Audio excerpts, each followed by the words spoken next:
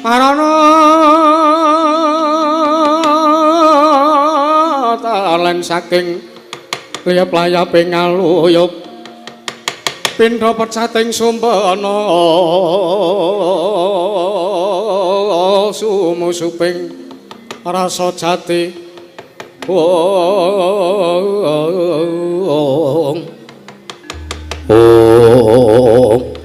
tan kamu sengkang wis manjing wonten ing sanggan sangarup kana ganti ngucapu sang nata Mandura Prabu Baladewa gawe sangjaning para kadang nengge Sang Raden Haryo Setyaki miwah Sang Rekya Patih Udawa wonten madyaning alun-alun negari Indrawati mawa perbawa kang gedhe Sang Prabu Baladewa ngawe ingkang rayi kekalih.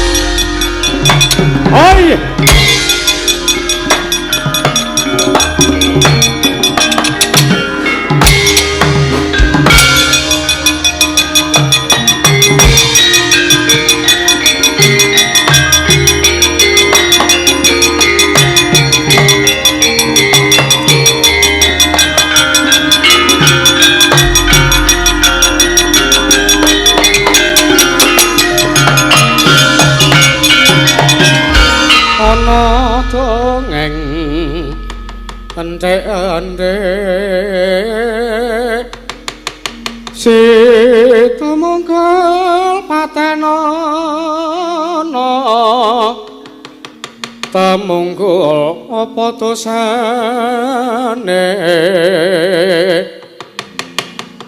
ngungkuli mring sasama aja dindak kuwalat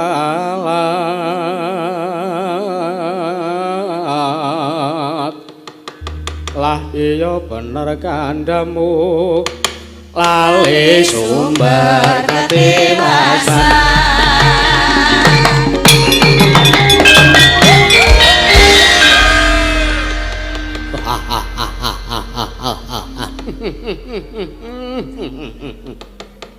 menungsa ora tatanan ora panglingkeng ngaglambruk gergancang kaya ndo mentang-mentang kaya Gendhewa Setyaki warat Sotomo apa abang aja kaget aku ingkang methuke kelawan kowe yo sajak kowe wani sak pejagong adharep kelawan Sotomo putra ing Sukalima yo ayo endi wong atuamu Sengkuni utawa Durna tekan iki ora sah kowe dadak ketemu karo bapakku Sukalima. Kowe durung karuan bisa ngundurke marang Sotomo Barat. Kaya atos-atosa omonganmu. Kaya ngregem jimat kaya wani dilat apa siabab. Dayu gage. Yen to pancen arep tanding yudha kelan Setyaki, pancen tak ajangi jembar. Yo. kowe menungsa ingkang murang tata ora mbok pasrahke Prabu Kresna kelakon kowe ingkang tinjung angkrat nyawamu kelakon boyong koko Prabu Baladewa putri koko Prabu Kresna waton isa glundhungke mestakane Setyaki babo babarawa Lena wae ndang tebak dadah menika marganing matimu singgo Lena prating lalis Satama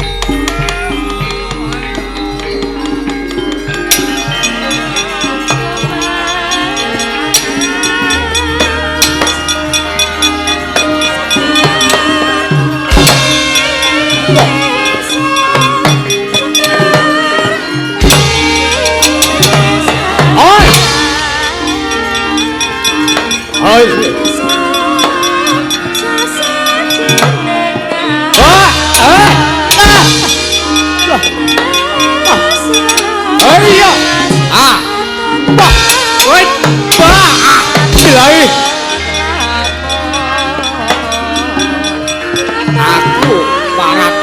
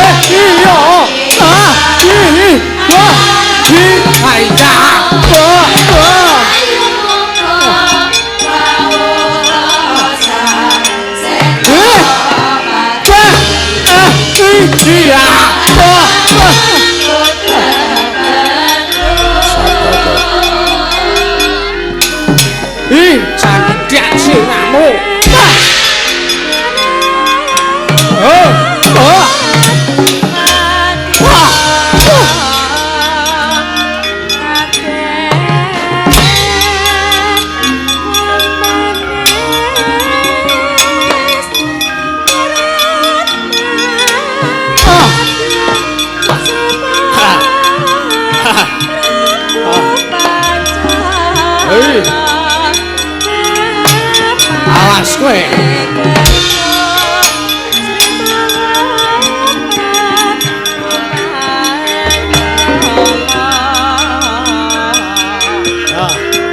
mati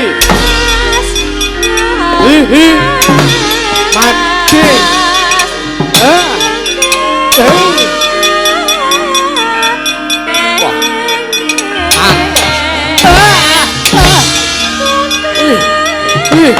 waduh mati aku mati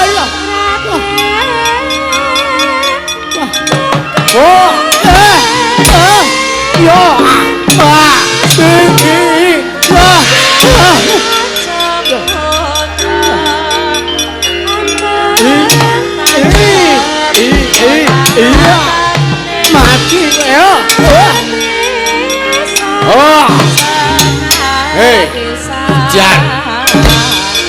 Oh, sahabat. Wah.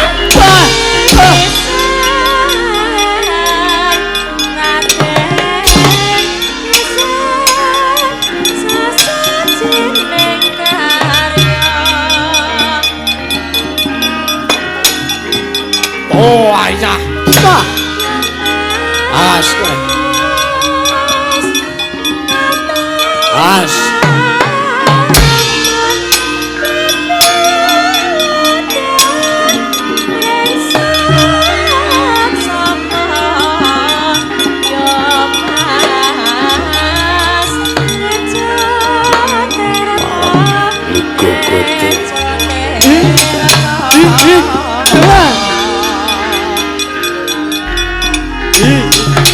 Diarke,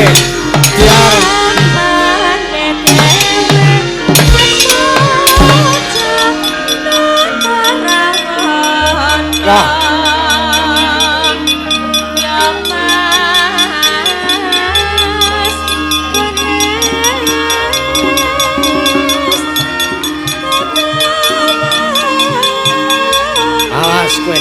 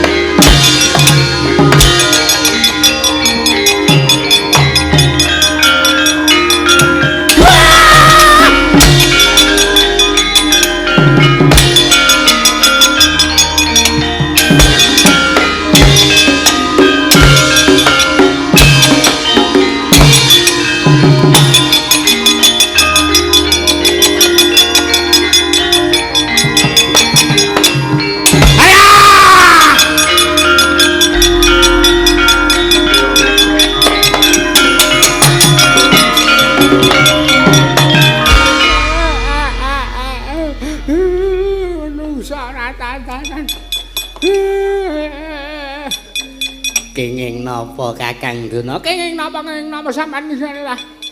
Seneng sampean? Puas, lega, marem bal-balan karo mantune.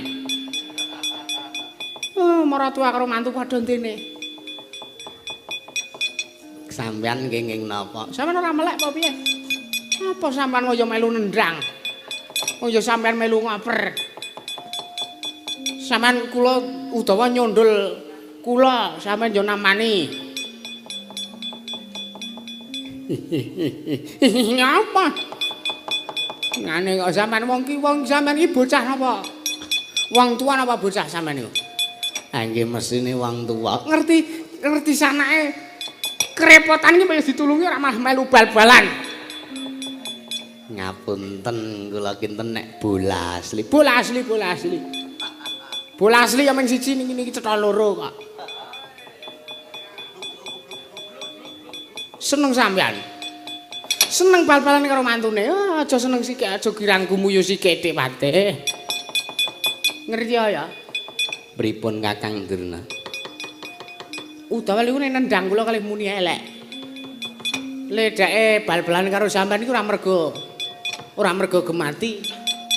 Ora mergo marem karo sampean iku babar pisan mboten. Sampeyan aja bangga sik, aja seneng sik. Ndek mantu Udawa. Liripun kados pundi? Mulai nendang kula wau niku Udawa kalih muni elek. Muni elek pripun? Ora ngeten iki, ngapunten kula contokke lho ngeten iki. Sampeyan kok arep kaya nendang kula. Lho, sampeyan men percaya. Mungkin nek ming kula ming cerita ra sampeyan ndengani kula kaya wara. Mriki. Ndak dipraktekke barang nganggo reka ulang adegan barang. Wong ngeten iki nendang kula ngeten iki. Pripun? Durna, ora sah kowe. Ora sah kowe sing mati. Kurawa 100 aku wani ning aku ra sudi nek kon nandingi Kurawa. Nggih, terus pripun? Niku dereng lekas lemune elek dereng lekas. Nggih. Wong ngenten iki kula diarepe mriko to. Ah ngeten iki to cengel kula digoceki kangge tangan. Nggih. Terus to muni ngeten iki. Ora sah kowe kae maratuwaku kon tekan kene. Maratuwaku kan tekan kene tak antemane ndase. Napa ngoten niku wae? Ngoten niku. Estu Kang, estu. Ora ming muni maratuwaku kon rene tak antemane ndase, ning niku aja muni. Jare anake ora prayoga ngoten. Weh, lah bocah karo wong tuwa kok mantep.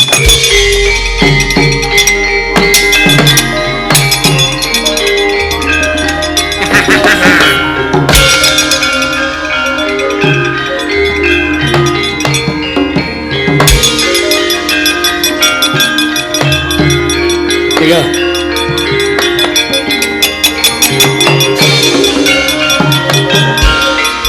Menungso ora tantanan lho. Mbak nek kira-kira karo anakku ki wis ora tresna. Nek kira-kira karo wong tuwa ki wis ora gelem nganggep. Mbak ya sak ora-orane ninggal tata krama le. Aja wong tuwa mbak suarane, aja wong tuwa mbak tantang ayo. Mumpung bapakmu isih meger-meger. Mumpung Sengkuni isih kondang jeneng ayo. Mumpung kowe ning ngarepan kaya. Pandingana bapakmu kowe kok sajake kok kowe kaya arep wani karo wong tuamu iki karepmu kepiye? Wong tua kok mbok sumbari, wong tua mbok suarani. Maratuwaku kon tekan kene. Tak tungkakane ndase. Muni kaya ngono kuwi mbok pikir apa ora? Ayo. Aja mung kandhek ning pangucap ning babarna dadi kasunyatan. Iki bapakmu maratuwa, bapakne bojomu wis tekan ngarepmu aku mbok tantang nek ora tak labrak eman-eman le. Ayo. Pasang Aji Jaya Kawijayan mateka Aji Japa Mantra. Ora-orane bapakmu wedi karo kowe. Ayo muni kowe. Panjenengan mriku telas obatipun apa pripun? Alah. Ora usah ngece karo wong tuwa kowe. Kowe nyuwarani bapakmu aku isih mbok arani edan. Tak kira entek obate. Rumangsamu apa dikira aku ki ora wedi karo kowe. Apa dikira aku ki wedi karo kowe. Panjenengan mriku ki napa? Ora aku tak takon karo kowe. Terus pundi? Miturut ature Kakang Durna kowe mau ngomong le nendang Kakang Durna karo muni elek. Ayo Sengkuni kae kon tekan kene. Maratuwa kon tekan kene tak tungkakane ndase sing muni ngono kowe padhi. Lho. Kula mboten kok. Mboten kula mboten muni ngoten niku. Kula menika sak sengit-sengit kula kalih tiyang sepuh sak sengit-sengit kula kali sinten mawon nek wonge pun teng ngarep kula ora wani nantang-nantang. Nek ngono kowe sengit karo aku mboten ngaten tegesipun mriku mboten. Lah. Ning kowe muni kaya ngono tenan mau apa ora? Mboten Kanjeng Rama. Tenan estu. Kabedal dodo kula kapendheta manah kula mboten mantun ngucap ngrasani mara sepuh kula piyambak. Tenan ning estu. Ora ngapusi mboten. Nek ngono ya ming karangane Kakang Durna. Lah iya. Jan menungsa cangkeme elek tenan. Kursanipun dos pundi? Iki ngene wae. Gandeng aku wis ketemu karo kowe. Nek Kakang Durna ora dibombong atine, engko ndak dikira aku ora sukses le kapusan Kakang Durna. Kursanipun. Ayo malang kerek. Ngadeg dhuwur. Nah. Sumbar. Ora usah basa kuwi. Udawa anakku mantu. Wangsulan rasa basa. Apa Rama Sengkuniwi? Aku wis ning ngarepanmu. Aja mbok anggap aku wedi karo kowe, kira-kira kowe wani tanding bapakmu dhewe ayo nang kene marganing matimu. Mati dening aku. Wis gak iso perang. Ane kok ora wangsane iki apa nek Kakang Durna ora digawe. Nah, tak antem ya. Tak antem ya. Ambruk. Ah, ngene. Ngene apa Kakang Durna iki nek ora digawe wirang senengane kaya tak gajul. Nah. Iya le. Ora sanggup gamelan. Ning arep ngapusi wong tuwa. Ambruk. Ngantem. Nah, seru-seru. Nah. Ngono lak penak.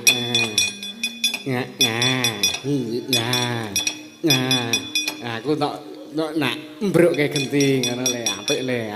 Ngantem. Nah, sing kono. Nah, lirih wae ningo. Jeblosan meneh yo. Nah. Mati kowe ora mati tak derajat napa? Derajat apa kowe ora mati derajat apa? Wis ki aku junjungan nerna cengele Kakang Durna. Estu tenan. Mengko kula kuwalat tak sanggane. Wih.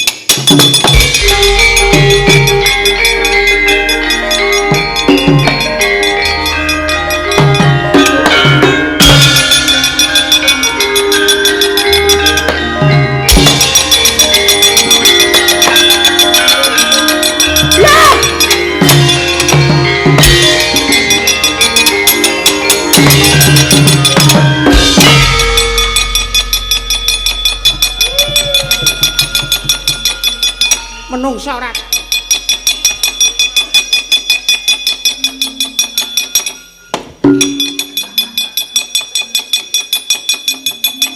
sampean iki napa kok ora?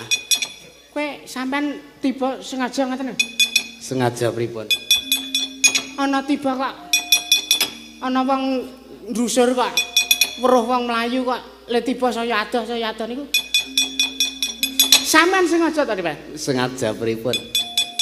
Edan mboten nginten babar pisan Kang. Pripun?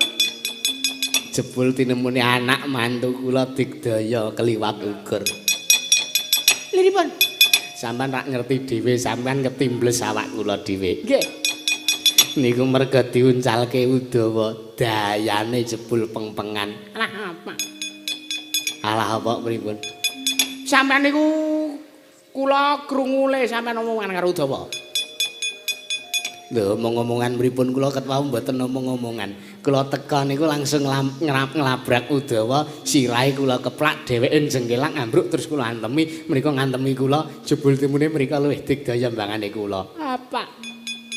Wong gelut kok ora kemringet blas. Wong gelut niku lumrahe kemringet.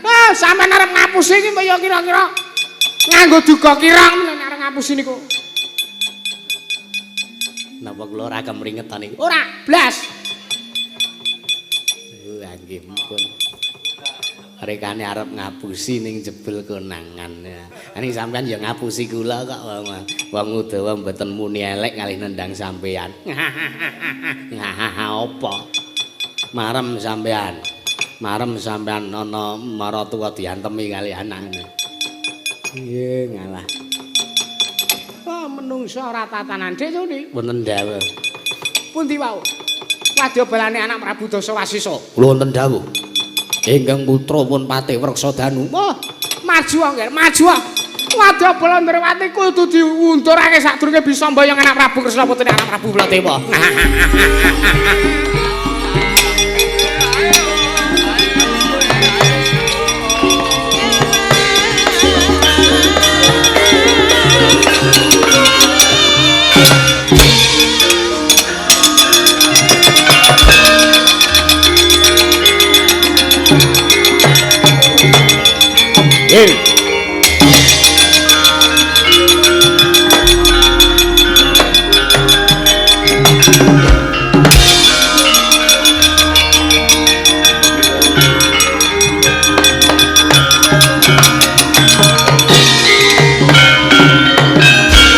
Menungso ora tatanan. Ora mengko dhisik. Apa iki menungso kang aran Setyaki? Sing gawe bubrah kanan Wadyabala saka negara Ngastina. Apa apamu? Takon marang aku ora ana loro, ya iki Setyaki Senopati ning Ndrawati. Walah, menungso ora tatanan. Kowe Wadyabala negara Ndrawati, dasar kepara nyata. Kowe sapa? Tasawang sandanganmu beda kelawan wong Nuswa Jawa. Apa kowe wong saka tlatah Sabrang? Ya aku iki patih negara ing Pulo Kencana, abdine ratu Gustiku ya atmajane Penemban Surya Wasesa. Abdine ratu Gusti Kusna Prabu Dasawasisa. Aku Patih Werksadanu. Patih Werksadanu. Dasar kepara nyata. Ayo. Prabu Kresna. Prabu Kresna kon tekan iki. Janji Prabu Kresna ora tekan pengarepanku apa kelakon negara Ndrawati tak gawe karang abang. Ora tatal. Apa kelakon dari kene marganing pati mung ketemu karo Setyaki. Malah parat. Soroh nyawa sugih kendel bondowan.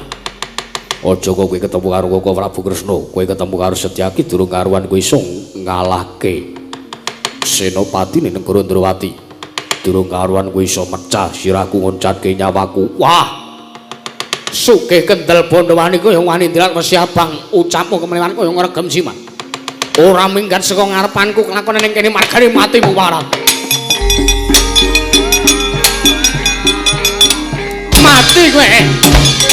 Ah.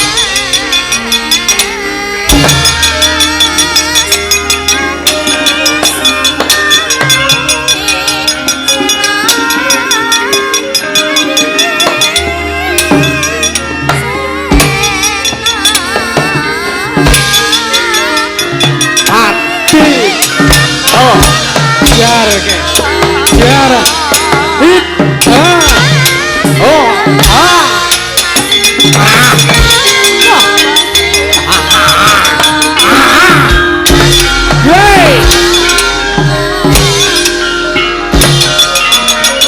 Sabar kowe.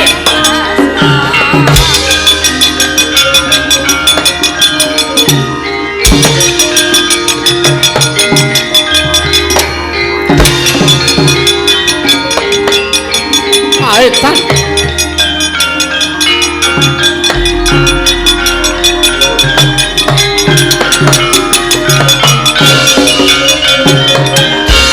Yayi Setyaki. Kenapa lah kok dadi yayi? Yayi ngarep baruji. Lah kok dadi tiba kalenggak ora eling. Oh Prabu. Koko Prabu. Nyuwun senjata pitulung. Mboten kinten babar pisan. Wadyabalanipun Prabu Dasawasisa, wadyabalanipun Marasata Kurawa. Kenging samangke badhe ngruda paripeksa dhumateng Paduka. Jebul tinemunipun Digdaya Kliwat Ukur. Kowe dikampake kowe, kowe dikampake. Kowe dikampake matur sanipun Kakang. Kula dipun kikit jangga kula. ngantos kula mboten emut awak kula rasane panas kok Prabu edan menungso ora tatanan wong trata sabar aku dadi melu-melu amangka patrape wis rak pancak nerajang merbatang Setyaki wonten dawuh ayo tut wonten nakunipun Kakang menungso kena ora tak jor-jor kandhane ora lega rasane ngati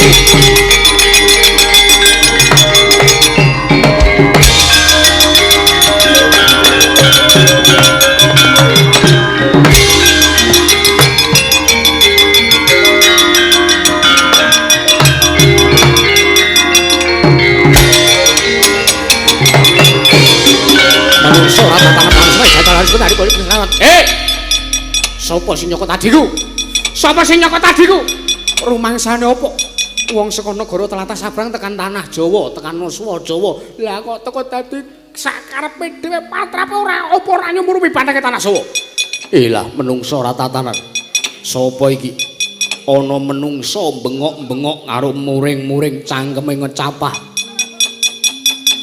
takon dhewe diwangsuli dhewe apa kowe kira-kira wong ora waras ngono kuwi wong ora waras matamu kuwi ayo apa kowe sing nyokot adiku Setyaki apa kowe sing nyokot adiku Setyaki Bosik tak sawang kowe kuwi ratu sinuwun sadurunge aku mangsuli pitakonmu apa kowe sing aran Prabu Baladewa lah kranjingan iblis lanat desmalane ngerat gleng-gleng bumi panus maning jajalaran kowe tak takoni urung wangsulan lho kok malah cangkemmu genti takon iki karepmu piye cangkemmu genti takon iki rumangsamu apa ora ndek tata krama ora ndek subasita muni kowe kowe sing nyokot adiku Setyaki ngono mau piye kowe sing nyokot adiku Setyaki yo Setyaki tak cokot janggane nganti ora eling tak getak gontal kowe gelem tak boyong ning negara Ngastina ngono apa ora kowe gelem lak boyong ning negara Ngastina apa ora aku serayaning wong Ngastina ingkang kaduga sak mengko duweni pakaryan boyong nglawan kuwandamu piye kowe arep boyong kuwandaku kowe arep boyong kuwandaku kowe boyong aku kanthi kananku urip wae durung wani selang arep boyong kuwandaku kowe sugih kentel bodhoan oh aduh aku kowe oh sambato ana sastra sutramu mati jaya kami jaya hei pemilihan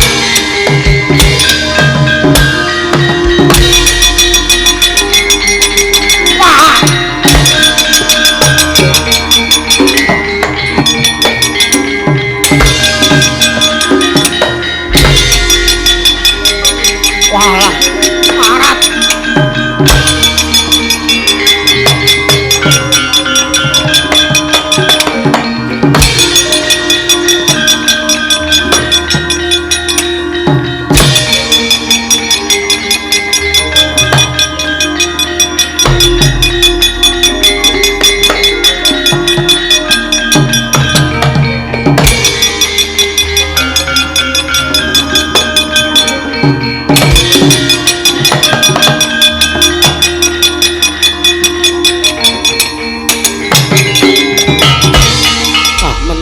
tatanan Setyaki Setyaki wonten dawuh etan yang digelipeti menungso kamu nang ndi menungso kamu Werksa Danu ki men walah tak uyak tak candak mestakane tak banting tak pecah sirahe arep tak glandang nenggol aku wonge merucut menungso kamu lunyune ora jamak menungso kaya melut kula aturi sarek riyin menika mlebet wonten ing wewengkon alas Glagah Tinulu. Iya, aku ngerti. Merga Werksa Danu kae mau tak uyak mlebu nyemplung ning nggon alas. Iya. Ning lah kok dadi ilang tak kedhepake banjur menungsane mlunga menyang endi? Lho Jew. Kula kinten menawi madosi dumateng pun Werksa Danu.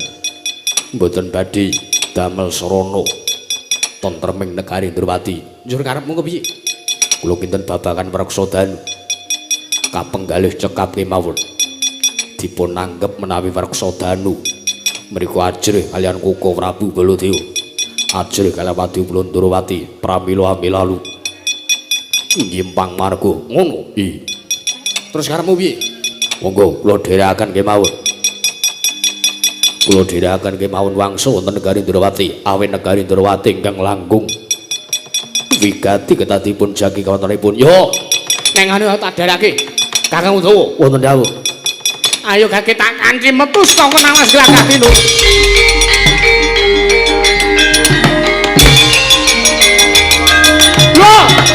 Loh, ha.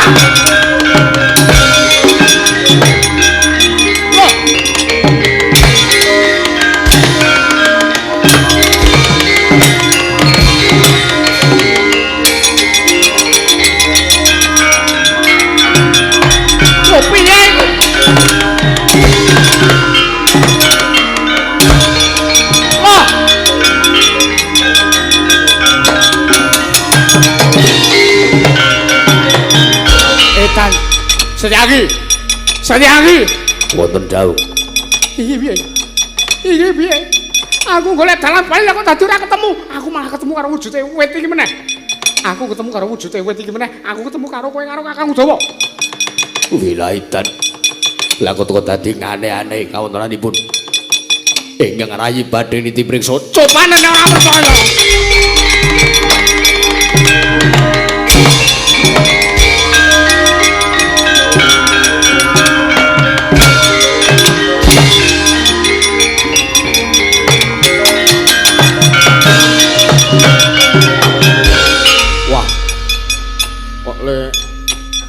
damel curiga piye ana apa niku curiga yo Cubriya Pak Cubriya curiga iki keris kok rumangsa apa lah kok dadi Yayi Mas Setyaki melajar mriku jedule mriku Sinuwun Mandura melajar mriku jedule mriku Kakang Udawa iki piye Kakang Udawa iki piye kula aturi sareh monggo kula aturi ndherekaken dhateng kula menika menawi glagah tinulu mriki kula pun kulina ngarit. Oh.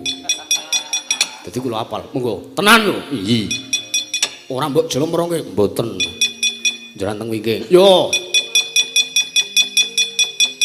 Nderek mboten. Kota susul ta iki. Mriki medale niku mriki. Lah jenengan ora sing ngiwa, lah niki sing nengen. Walah. Lah nek pun nah niki. Niki le gawe pathok niki kula. Kula niki niki lemah kagungane Bapak. Bapak sapa? Bapak Pocong. Ah iki Bapak Maratuwa. Iki lemahe Paman Senguni. Lah nggih niki lemahe Paman Senguni sing pathok ijo niki. Iya. Lah niki bagian kula. Endi? Niki lho sing enten jagunge ngoncrit siji niku. Bagian lemahmu ming sekilan ngono apa piye? Lah nggih. Tapi tekno pripun Maratuwa pelit kok. Ah, nek bareng iki pathokane pokoke lemahe Bapak. Enten pathok ijo. Yo, maju sithik terus ngiwa mengke pun medal saking wana glagah tinulu. Lah, ngandel lho sampean. Lho. Nah, ngene rak padhang Kakang Udawa. Lah nggih, ning Mang Mengo. Lho, jan wis. Kowe iki golek dalan ya ming. Mbok kula aturi sareh. Maeka wong gerak. Nggo kula dherake. Aku gak nek entuk lakok-lakoke aku gak. Mboten. Niki bener. Wong niki niku dalan kula nek kula sok nesu kalih bojo kula. Kula minggate liwat mriki. Arep nanti Parkus.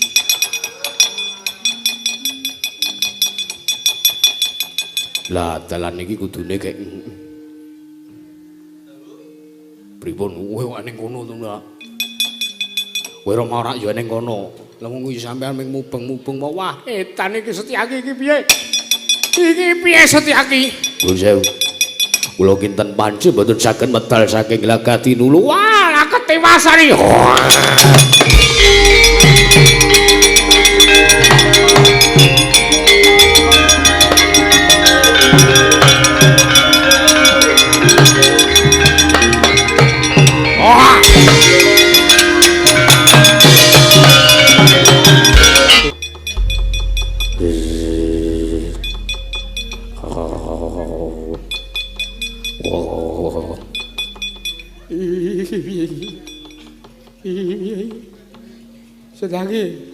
Sejangi dadi ora iso mung iki piye iki. Eneng macan sedaya eneng macan. Eneng macan sih eneng macan. Lah nggih, kula nggih ngerti. Sing kandha enten wong wedok kuwi sinten? Cetha niku macan niku. Etan iki piye iki? Takoni mawon. Ha. So, Kowe iki ngopo? Lho. Sejangi. Mboten jauh. Macane iso omongan. Lah malah kebeneran jauh omongan takon. Sapa kowe? Takon karo aku sing tunggal Glagati Nulu kene sinuwun. Ya aku Seta Pranjana ya Pranjana Seta. Alah, aduh.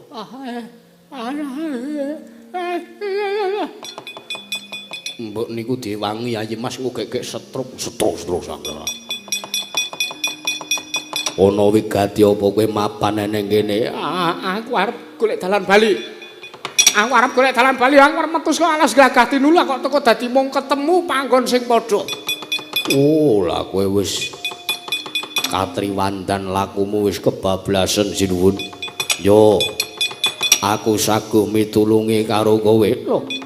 Saguh mitulungi karo aku? Saguh. Nanging ana syarate. Banjur syarate apa? Gandeng aku ngelih kowe kudu bisa gawe aku wareg luwih dhisik. Aduh. Sedangi. Lho. Bali dhisik gawe surat wasiat. Napa wasiat niku? Warisan negara Mandura didum. Mengke riyen ampun kebiya-uya. Tegese piye? Kowe kudu saguh dadi panganku mengko lagi tak tutuke dalanmu bali. Wah, etan piye iki? Belajar mlayu. Wah.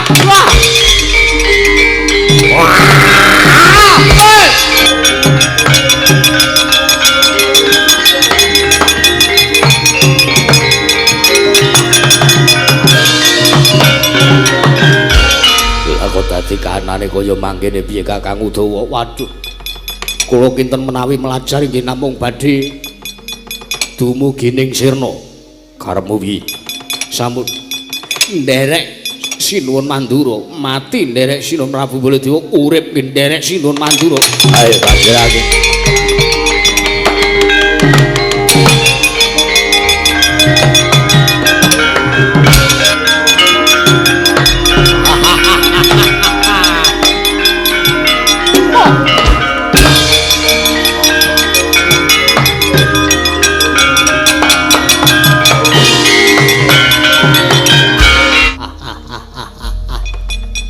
Manus maning jajalan sekretaning baune iblis lanat. Kurawa. Lho.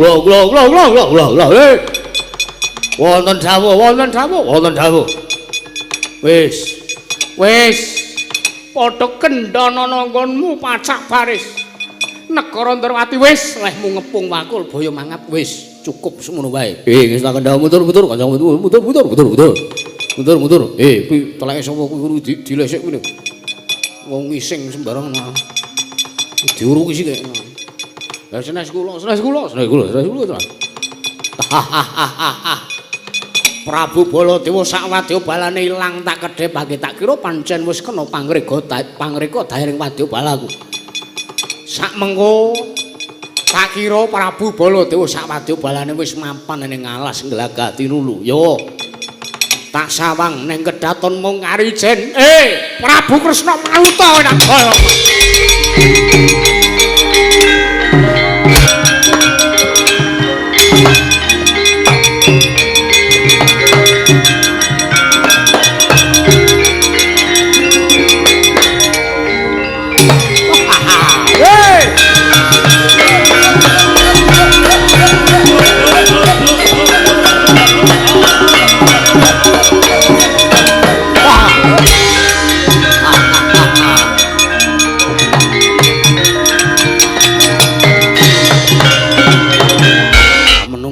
Tatanan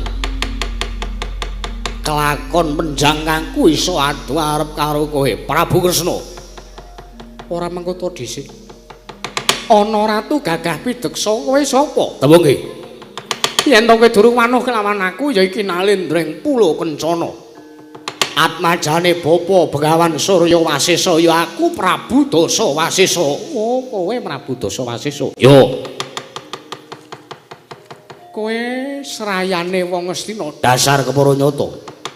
Ayo. Anane aku prapta ning ngarepmu mung aku mung arep mboyong karo kowe. Gandeng kowe sing dadi srana nggone para Pandhawa saguh lakoni tapak asta. Tandha tapak asta wurunging perang gedhe Bratayuda kuwi mung kowe. Siji kowe, loro Semar Badranaya. Ayo. Gagi kowe manuta tak boyong. Manuta tak boyong ning negara Ngastina sak mengko kowe dadi paseksene para Pandhawa Kresna. Jagat pangestu Wayahu Bathara jagat Prabu Dasa Wasesa. Ono maran. Aku saguh nuruti apa kang dadi penjalukmu. Nanging ana syarate lan ana kekudangane. Kudangane apa?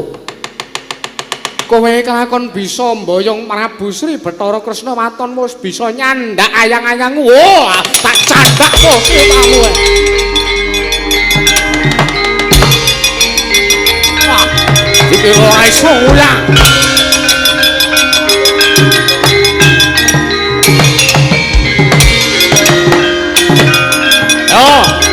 Wangsane apa kowe? Wangsa padha mangadil duwi. Budwangi. Bapa Beban Surya Wasesa. Sampun radi dangu kenipun para Pandhawa cumandhuk wonten negari Ngastina. Lajeng sak mangke kados pundi pirembagipun Burwan. Teka dereng wonten timbulipun katangguling mandhuripun Koko Prabu Baladewa. Bapa Peneban Surya Wasesa. Astungkara sidam sekaring bawana langgeng. Anak Prabu iya. Ora mengko dhisik. Anggon Durmagati mbarung kok aja. Gawe seming pikir. Walah edan, sekawit pun bapa iki kesel nggonku ngenteni marang praptane Prabu Baladewa nanging mbasa ngrungokke genderane Durmagati. Wah. Genukane jan elok nggih. Iki. Sampun dangu nggihipun gegulang ilmu bab kerawitan. Iya. Apa kira-kira jebolan Sanggar Njodipati ngono? Mbok bilih mekaten. Wah, elok. Dangunen Puntadewa kepiye kira-kira apa saguh nglakoni tandha tapak asta? Yayi Prabu Darmakusuma, Yayi Samyaji nerasaken berembagipun para Pandhawa sekawit ingkang sampun pantara dangu nggihipun mapan wonten negari Ngastina menawi kinten para Pandhawa sagah nindakaken tandha tapasta urunge perang Bratayuda miwah tandha tapasta paduka Yayi Prabu Darmakusuma masrahaken negari Indraprastha ingkang sepalik dhateng para Satagraha. Yayi Haji Niwang Agung mugi ngayomono marang Maraja Negari Ngastina sak kukubanipun Koko Prabu Kasinggihan. Estunipun menawi kapetang kanthi lejaring manah tuwin tentreming wardaya ingkang rayipun Darmakusuma inggih kantun nderek kewala dumateng menapa ingkang dados kersanipun para kadang kula ing Ngastina. Jernyatanipun kula namung tinemunipun taruna. Lajeng Koko Prabu Duryudana menika ingkang minangka werda. Pramila boten mantes sartanipun nerak pacak nerajang unggah-ungguh menawi para Pandhawa badhe andhawa dumateng wikajenganipun para kadang ing Ngastina. Semono uga aku Duryudana kakangku. Wah, ora lega rasane atine para Pandhawa yen tong perang gedhe Bratayuda ora wurung. Merga gunane apa melu perang yen to ing mengko tundane mung bakal gawe kapitunaning Pursata Kurawa apa dene Pandhawa. Semanten ugi kula Kaka Prabu ingkang rayi Madukara ugi boten kantun kula saged tandha tapak asta. Semanten ugi kula ingkang rayi pun kembar inggih semanten ugi kula Prabu.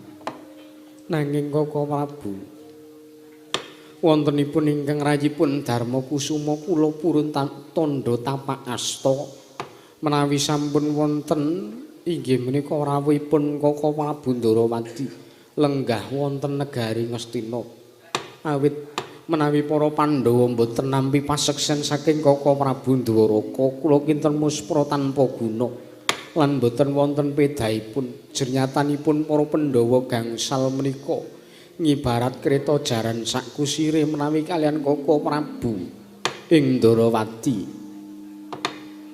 Prabu Puntadewa kula nuwun mangki Bapa Penemban Surya Wasesa. Apa kira-kira Pandhawa 5 kuwi mung mbangun miturut mangadeging nata Ndarawati? Liripun kados pundi? Gosik to. Sing dadi nalendraning Prajanegara Ngamarta kuwi rak anak Prabu Puntadewa. Nanging kena ngapa Pandhawa pendak-pendak arep nindakake pakaryan apa wae mesti ndadak taren marang Prabu Kresna. Apa kira-kira Pandhawa ora iso ngrampungi dewi? Nuwun sewu. Kula sampun matur Bapa Penemban bilih Pandhawa gangsal menika ngibarat kreta jaran sakusiripun. Kreta menika saged melampah menawi wonten ingkang awat-awati inggih wonten kekiyataning kreta. Lah saiki ngene. Kekuataning kreta kuwi dumunung ing sapa? Kekiyatanipun kreta menika dumunung wonten Kadang Kura Panenggak inggih menika pun Werkudara. Werkudara Surya Wasesa bapakku awa. Piye? Yen kekuwataning kreta menehi seksi sartane maringi kalodhangan murih para Pandhawa saguh nglakoni tandha tapak asta. Wah. Surya Wasesa bapakku. Werkudara piye? Kekuwataning kreta ora bakal bisa kasembatan sarta ora bakal bisa lumaku punang kreta yen to tanpa ana wujude jaran. Banjur sapa ingkang dadi dununging jaran? Ana para Pandhawa. Jarane Janaka. Mula pasrahna ning ngersani Janaka. Arjuna wonten dawuh Bapa Penemban. Saguh apa ora tandha tapak asta? Nuwun sewu. Kula menika namung wujudipun jaran bebasanipun. Jaran boten saged lumampah nganti utawi narik laring kreta. Menawi laring kreta boten wonten rodanipun. Banjur sapa rodane? Inggih Kadang kula pun Wragil Nakula kaliyan Sadewa. Kembar kula Penemban.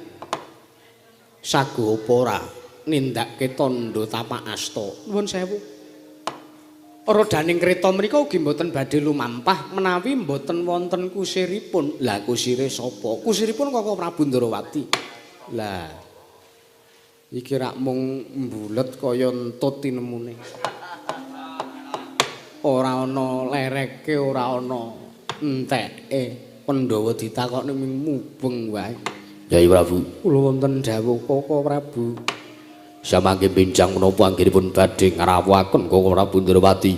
Ingkang rayipun Darma Kusuma mboten saged mesthekaken duka wekdal ingkang badhe dumawah menapa wekdal ingkang langkung dangu kula mboten saged mestani Kaka Prabu.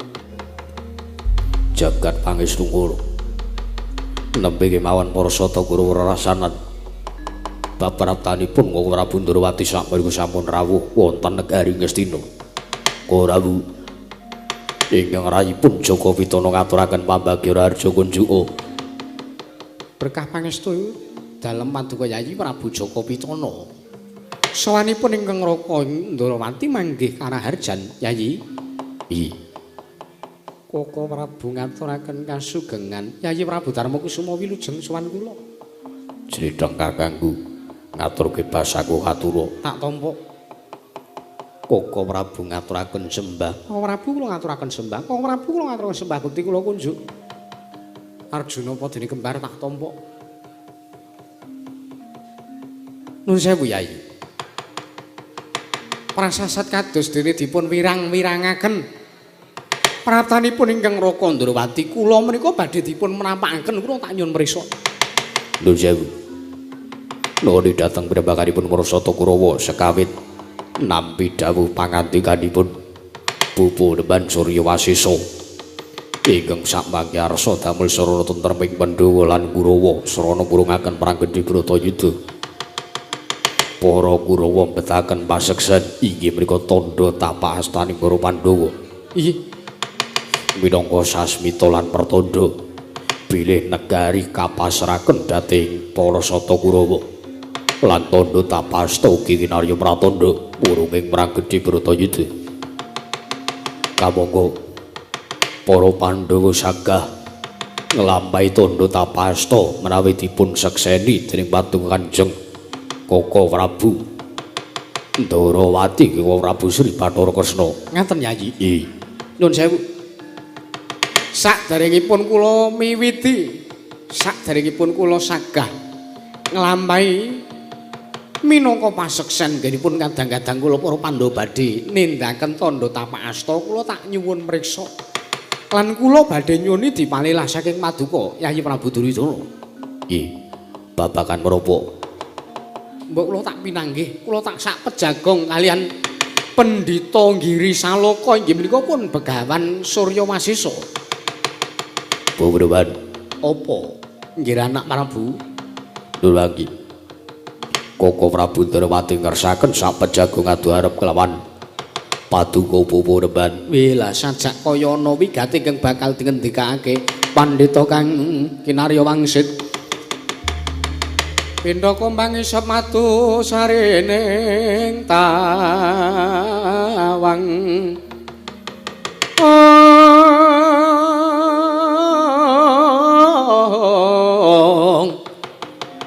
Susu angin ngending gone.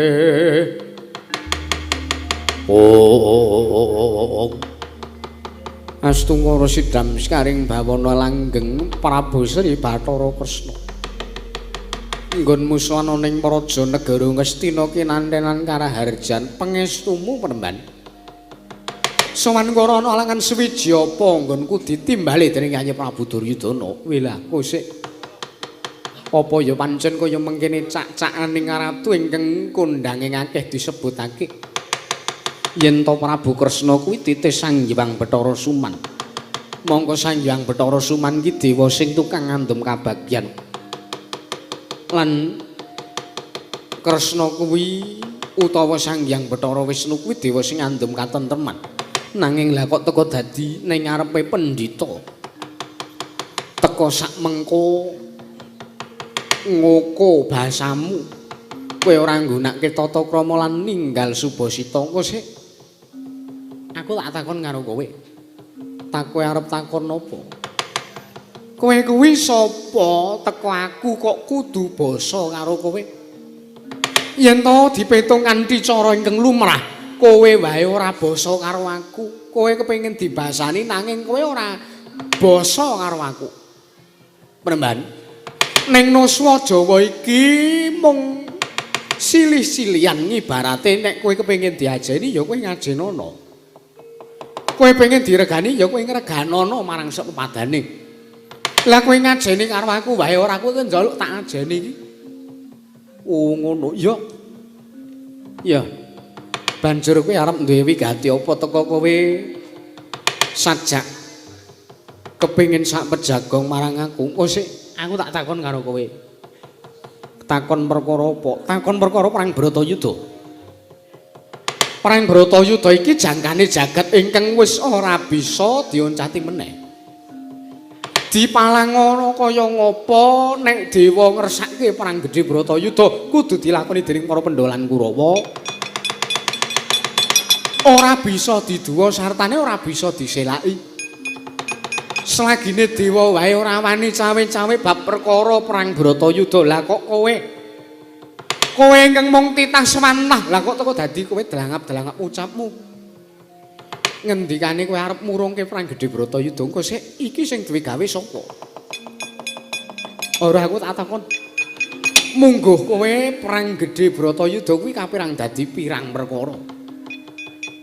Nek mungguh Prabu Kresna kapirang dadi pirang perkara. Wah, lah kowe tak takoni mah genti takon. Siji perang Bratayuda. Brata kuwi teges laku, Yuda wis ngarani teges perang Bratayuda iki perang ingkang nggunakake laku. Uga perang ingkang nggunakake pernatan teges perang Bratayuda iki dudu perang ampyak awur-awur. Ping pindho perang Brantayuda, Branta kuwi katresnan Yuda wis ngarani.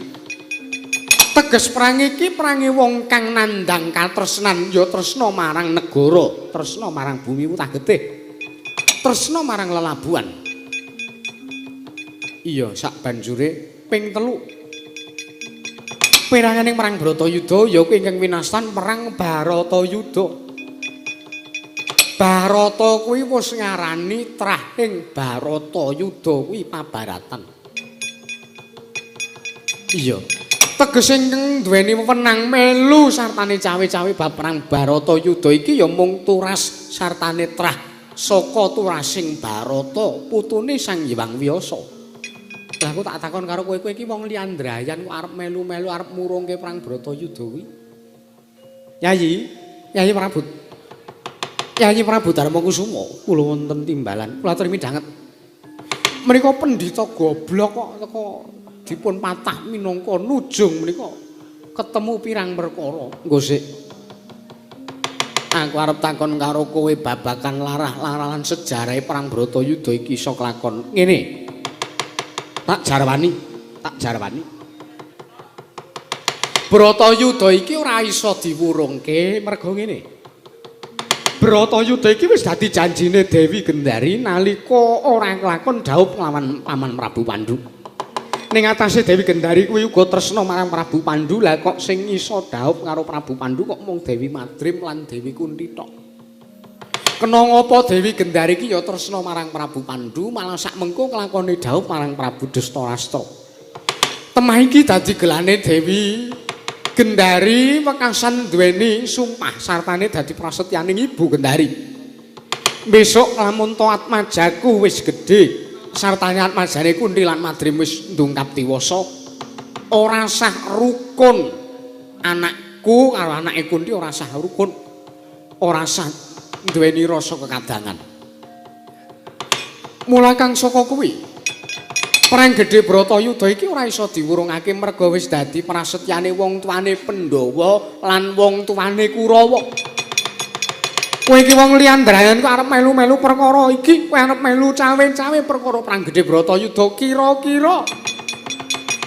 kira-kira luwih timbang endi ning antarane padha-padha Tras Barata karo wong liandrayan. Bab perkara sejarahing perang Bratayuda tak kira aku ora mbutuhake. Banjur apa butuhmu? Aku mung mbutuhke. Ayo, Pandhawa supayane nglakoni tapak asta. Ora sah Pandhawa sing nglakoni tandha tapak asta. Kresna ingkang sago nglakoni tandha tapak asta. Yen mangkono Marata diaki dimen disekseni para kawula akeh. Aku sago nglakoni tandha tapak asta nanging ora mapan nek kene beban. Ayo, tono aku.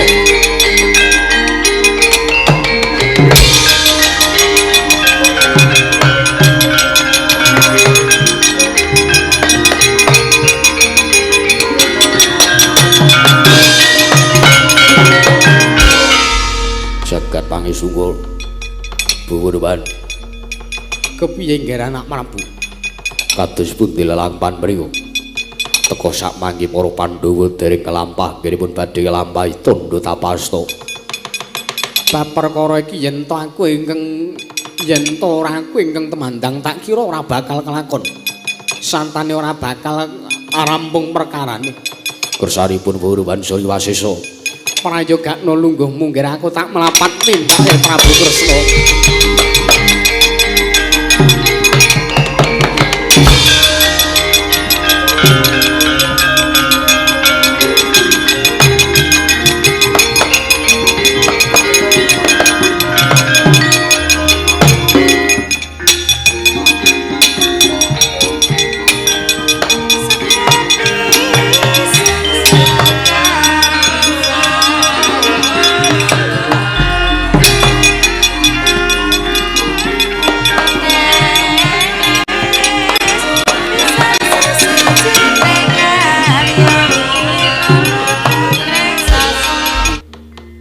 Nun mangke Koko Prabu. Yai Prabu kados pundi? Araos kula kok kadidene mboten sekeca. Liripun. Kula malah nggadahi araos lepat kalian pun Koko Prabu Ndarawati.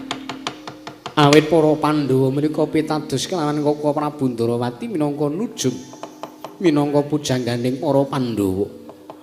Kenging menapa para Pandhawa badhe nglampahi tandha tapak asta nanging teka mboten tetarusan langkung rumiyin kelawan Koko Prabu Kresna.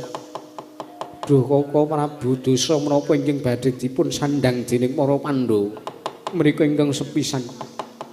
Lajeng kaping kalih para Pandhawa kejawi nggadahi pujangga para Pandhawa ugi nggadahi pamong. Inggih pamongipun para Pandhawa inggih Panakawaning Karang Kadempel inggih Kakang Semar Badranaya. Sepisan para Pandhawa mesti tetarusan kelawan Koko Prabu Ndarawati ping pindho para Pandhawa tansah tetarusan kelawan Kakang Semar Badranaya ing Karang Kadempel. Koko Prabu kejawi kula nyuwun paseksenipun Koko Prabu Ndarawati kula ugi nyuwun maseksenipun Kakang Semar Badranaya anggenipun para Pandhawa badhe nglampahi tandha tapak asta Koko Prabu. Jagat pangesungkur. Paman Sukuni. Kula wonten dawuh nggih. Kados pundi? Para Pandhawa nyuwun paseksen. Inggih menika paseksenipun Kakang Semar Badranaya. Lah inggih mangga. Menawi prayoganipun kok ngutus kalian sinten ingkang caket kalian pun Kakang Semar. Lajeng sinten iki caket kalian Kakang Semar? Inggih Janaka ngaten. Mekaten paman. Inggih. Yai Arjuna wonten maringan dalu. Kira-kira yen to Siadi ndautus supaya remboyong marang Kakang Semar apa kira-kira sagu? Menawi paduka ingkang dawuh tartentu kula mboten badhe suwala. Wah. Duryudana aku ora bakal keri.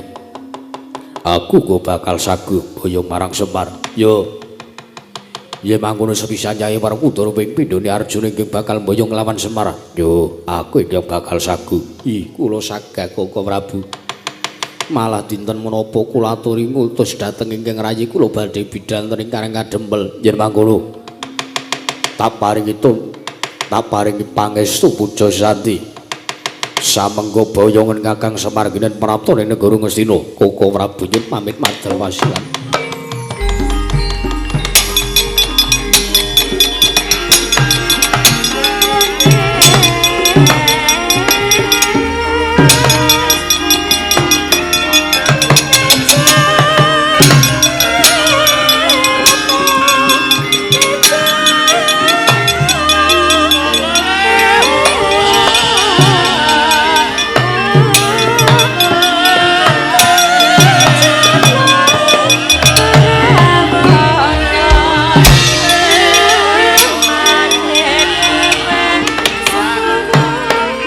Bondoro. Wonten dawuh nggih. Sampun ngantos kantun kula aturi mlapat. Lampahipun kadang kula panenggak lan panenggah. Piye ngestaken dawuh? Jejagi menawi samangke kadang kula kekalih lirwing kewajiban. Ngestaken dawuh nyuwun pamit madhal pasilan nggih. Atos-atos sampun kados lare alim kula.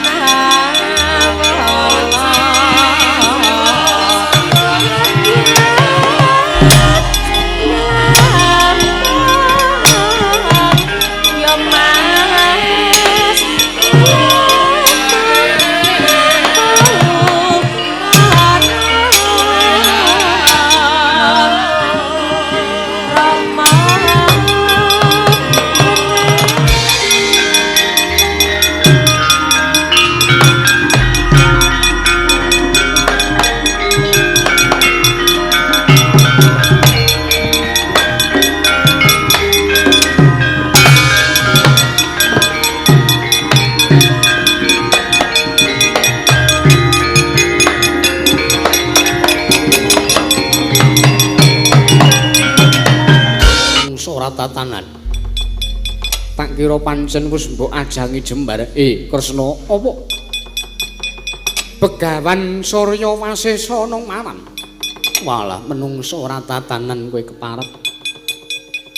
Sajak wis sugih kendel bondo wani soroh nyawa. Jeleh nyawang glaring jagat eseming rembulan. Sawangen iki Begawan Surya Wasesa. Iya, aku ngerti. Banjur arep ngopo? Walah. Menungso ora tatanan. Apa kira-kira kowe ngejak marang aku supayane adu-ado sing balung leting kulit pancen kuwi sing tanggah. Ayo. Matakan Jejaya Kawijayan. Matna sastra jendramu ya ora minggat saka pengarepanku kelakon tinjung akhirat nyawamu kowe warat.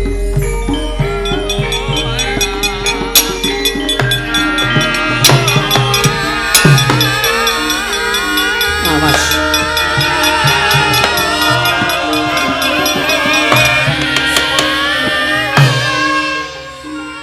Nalika semanten Nenggesanata Prabu Sri Bathara Kresna ing ngarsa tanding yudha kelawan Mandita ing giri saloka nenggesang tapa Begawan Surya Wasesa eling-eling nalendra ingkang tuhu sekti kalintang jayaning perang pramila sakmangke ya matekaji pameling animbali dhateng pusaka pusakaning Kadewatan kang aran Kyai Senjata Cakra. Nalika semanten kumitir medal saking Kancing Glunging Nata Ndoraka wujuding senjata cakra mesat anempuh jajaning Sang Begawan Surya Wasesa eling-eling pandhita ingkang uga sekti kalintang jayaning perang pramila menawi sanesing Sang Begawan Surya Wasesa tartentu sampun tinjung akhirat sukmanipun. Samangke kumitir wujuding senjata cakra nempuh marang jajaning Sang Begawan Surya Wasesa.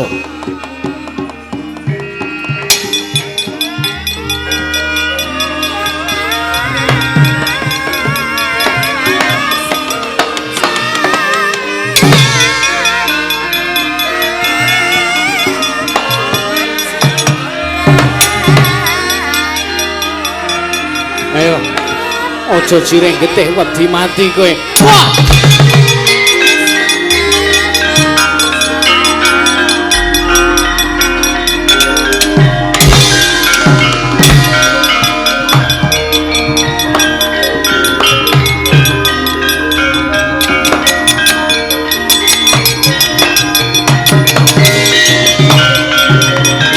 Menungso ora tantangan walah. Lah keteko dadi kowe ngetokke piandelmu parep ora pangling wujuding senjata cakra ingkang nempuh jajaning Begawan Surya Wasesa. Tak kira yen to liyane aku wis tekaning mati ya. Tak kira ora kena tak jak gelut kanthi cara kamanungsan adu-ado sing balung uleting kulit cara menungsa. Sawangen kridaku aku bakal salin wujud Tiwikrama dadi buta sak gunung anak marang. Woi.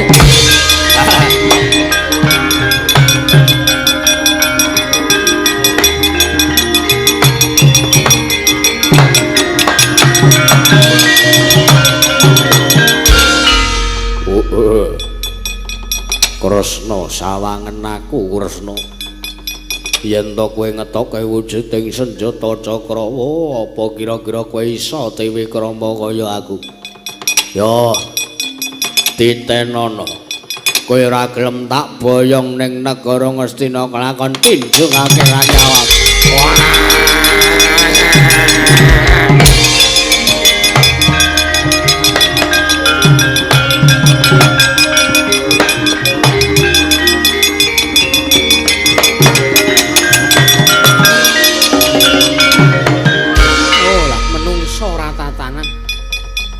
Durung babak kulitmu, durung putung balungmu.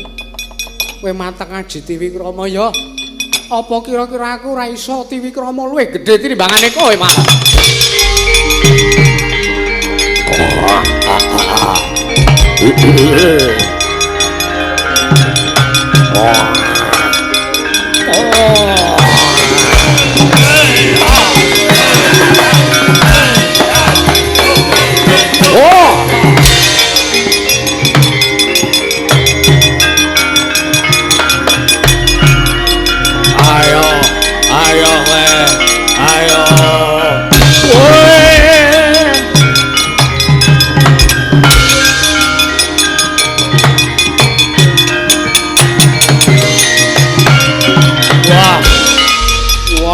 Keparat lah kok luwih gedhe teke kono parat aku dadi wujude sak gunung anakan gedene lah kok dadi iki 7 gunung gedene ayo buta pinggir dhewe wis kelakon metu parat ndi sing mau sumbar nantang karo Kresna nganggep Kresna kuwi wong remeh sawangen aku oh mati dening aku kowe dhisik sing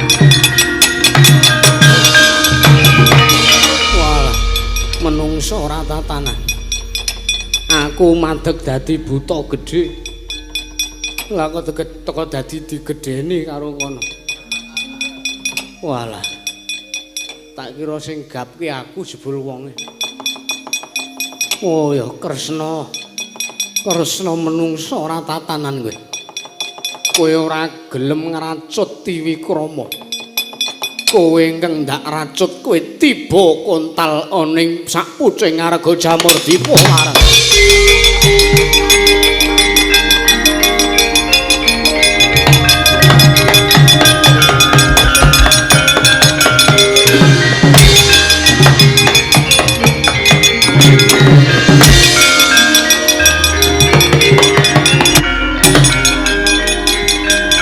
ayo amo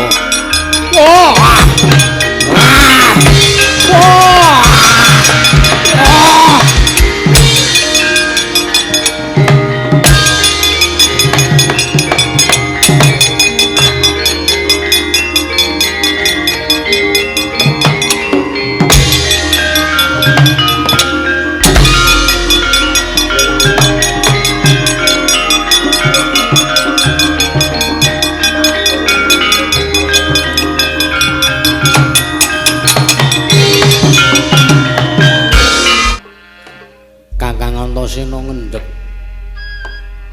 Kakang Antasena sapa? Kakang Gatotkaca.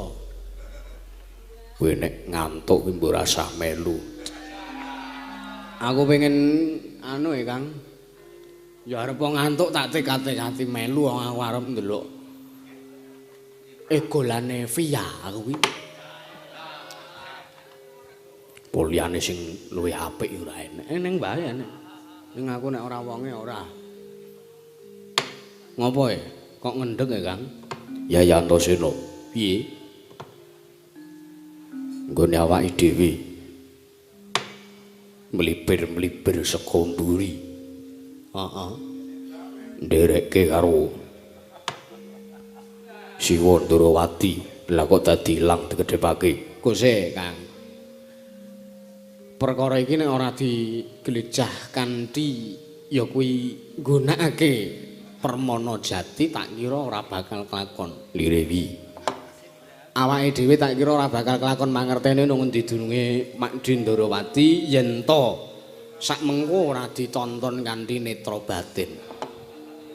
Banjur karepe Dimas Antasena piye? Coba Kang. Mripatku tak olesane banyu sungut Kok diolesi?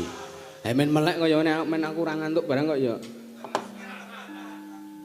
Tak olesane banyu sungut mripatku, terus mripatmu kowe nggunakno dayaning pusaka gamanmu kengaran Sumping Suket Kalanjana disawang ana ngendi durunge Pak Dendrawati Kang. Edan. Lah kok dadi Siwa Ndrawati Gontalado mbuh tibane. Wah. Kang, Piye Yayi Antasena? iki tiba ning waduh banget iki Kang. Nek kowe ora ngambah Dirgantara gek nek aku ora ambles bumi lah iki suwe banget Limrana. Iki ngendi? Tak sawang kok mung grumbul. Mung padang pasir. Ah iki iki nek kawahe kaya ngene iki Kang. Iki nek ora kleru iki Gunung Jamur Barat. Kleru kok Jamur Barat. Lah apa? Apa gunung apa kae jamur apa? Iki Gunung Jamur Lethong. Malah nemen ngono. Magic mushroom. Marai wong iso ketemu Sang Buddha kuwi ya jamur kuwi. Iso sak pejagong karo sing gawe urip nek. Kudu kuwi Kang. Sik to coba. Edan. Wa Prabu Ndrawati mapan ing sapucahing arga Jamur Dipa. Nah, arep ngarani Jamur Dipa kok angele ra jaman-jaman. Edan lha kok tekan Magelang barang ya. Terus iki piye, Kang? Aja kesuwen Dimas. Tutwun tak digoleki ana ngendi jenenge Wa Prabu Ndrawati gage sumusul ning arga Jamur Dipa. Aja minggat iki nom-noman Pandhawa. Mlayu Kang, mlayu Kang.